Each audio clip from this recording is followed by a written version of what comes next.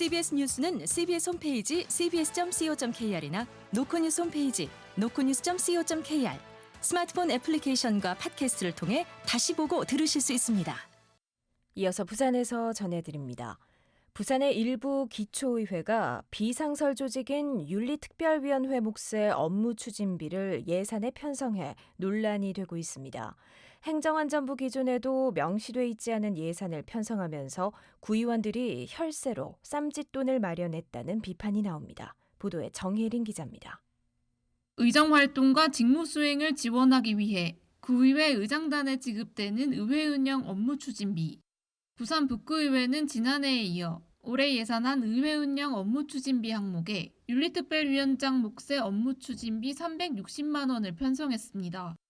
사상구의회 역시 올해 예산안에서 윤리특위 위원장의 540만 원의 업무 추진비를 책정했습니다. 문제는 이러한 윤리특위 업무 추진비 편성에 명확한 법적 근거가 없다는 점입니다.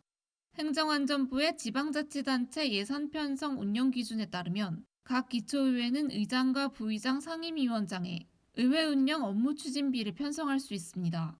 예산결산 특별위원장에게도 활동기간에 한해 업무 추진비를 지급하도록 명시돼 있지만 윤리특위의 업무 추진비와 관련해선 어떠한 기준도 찾아볼 수 없습니다.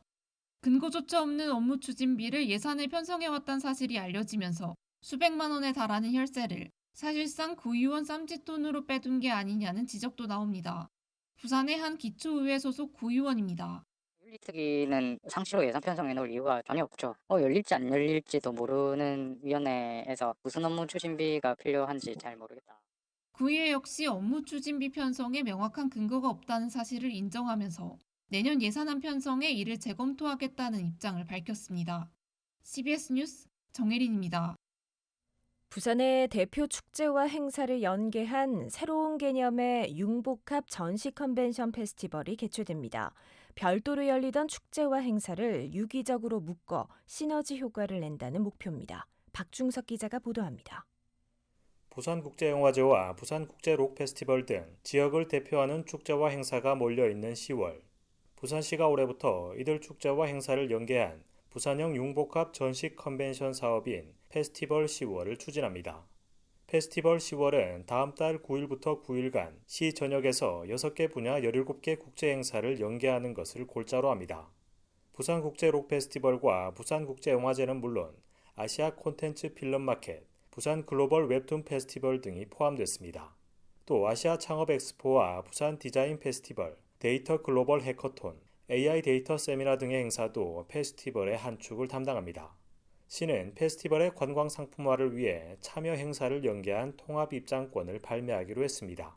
특히 지역 호텔 객실 상품과 통합 입장권을 연계한 묶음 관광 상품과 함께 중국 국경절 연휴 기간을 겨냥한 중국 개별 관광객 특화 상품을 판매할 계획입니다. 부산시 박근록 관광마이스 국장입니다.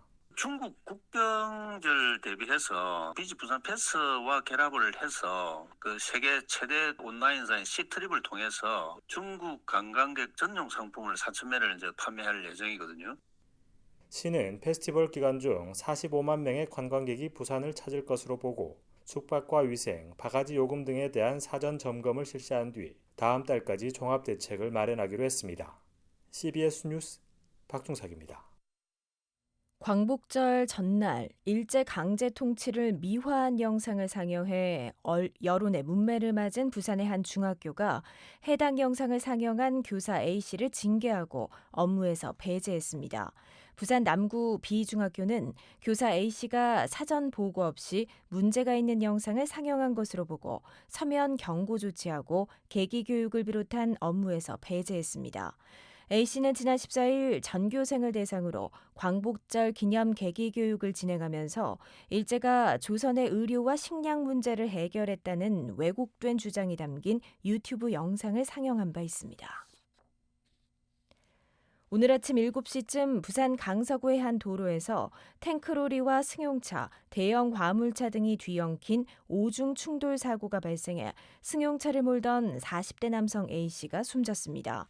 당시 차선을 변경하던 탱크로리가 A씨의 승용차를 추돌했고 충격으로 반대 차선까지 튕겨나간 승용차가 다시 달리던 화물차에 부딪힌 것으로 조사됐습니다.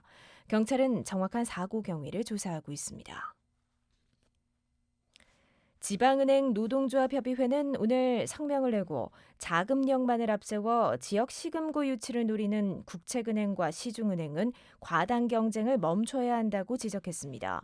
협의회는 시중은행의 지역 시금고 유치 공세는 지역자금 역외 유출을 가속화할 것이라며 지역 금융기관의 자금 조달을 악화시켜 지역 중소기업과 소상공인에 대한 자금 공급의 차질을 초래하고 지역 재투자 활동 축소 등 지역 소멸의 단초가 될 수 있다고 강조했습니다.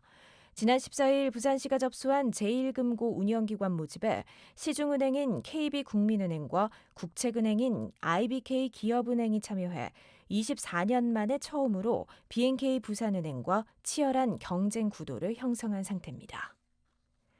날씨입니다. 부산은 내일 제9호 태풍 종다리의 영향으로 30에서 80mm의 제법 많은 양의 비가 내리겠습니다.